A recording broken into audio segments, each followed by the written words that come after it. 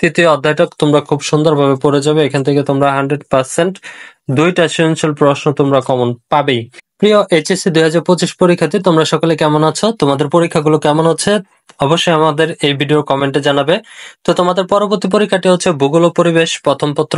ভূগোল ও পরিবেশে তোমাদের যে শর্ট সিলেবাসটা রয়েছে, সেই শর্ট সিলেবাস থেকে আরো শর্ট করে তোমাদেরকে আমরা যে অধ্যায়গুলো দেব, সেই অধ্যায়গুলো যদি তোমরা পড়ে যাও, আশা করি এখান থেকে তোমরা 100% সৃজনশীল প্রশ্ন কমন পাবে। তাহলে চলো কথা না বাড়িয়ে আজকের ভিডিওটি শুরু করি। তোমাদের যে সৃজনশীল প্রশ্নগুলো যে অধ্যায় থেকে প্রচুর পরিমাণে আসার সম্ভাবনা রয়েছে, যে অধ্যায়গুলো খুবই ইম্পর্টেন্ট, সেগুলো দেখাবো। তার আগে আমরা শর্ট সিলেবাসটা দেখবো। তোমাদের শর্ট সিলেবাসে দ্বিতীয় অধ্যায় রয়েছে, তৃতীয় অধ্যায় রয়েছে, চতুর্থ অধ্যায় রয়েছে, পঞ্চম অধ্যায় রয়েছে, ষষ্ঠ অধ্যায়, অষ্টম অধ্যায় এবং দশম অধ্যায় রয়েছে।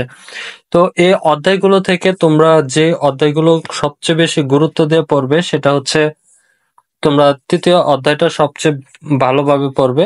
এখান থেকে 2টা সৃজনশীল প্রশ্ন তোমরা কমন পাবে। তৃতীয় অধ্যায়টা তোমরা খুব সুন্দরভাবে পড়ে যাবে। এখান থেকে তোমরা 100% 2টা সৃজনশীল প্রশ্ন তোমরা কমন পাবেই। এর পরবর্তীতে যে অধ্যায়টা রয়েছে সেটা হচ্ছে চতুর্থ অধ্যায়। এই অধ্যায়টাও তোমরা খুব গুরুত্ব সহকারে পড়ে যাবে এবং এরপরে যেটা পড়বে সেটা হচ্ছে পঞ্চম অধ্যায়টাও তোমরা খুব ভালোভাবে পড়ে যাবে।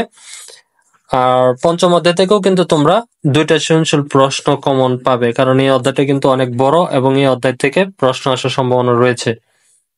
এর পাশাপাশি যে অধ্যায়গুলো রয়েছে সেটা হচ্ছে তোমাদের ষষ্ঠ অধ্যায়। এই অধ্যায়টা তেমন পড়ার প্রয়োজন নেই।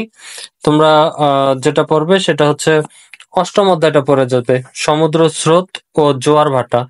তো এই অধ্যায়গুলো যদি তোমরা পড়ে যাও, আশা করি এই অধ্যায়গুলো থেকেই তোমরা তোমাদের সৃজনশীল প্রশ্নগুলো 100% কমন পেয়ে যাবে। তো এই ছিল আজকের ভিডিওটি। ভিডিওটি ভালো লাগলে অবশ্যই আমাদের চ্যানেলটি সাবস্ক্রাইব করে আমাদের পাশে থাকো।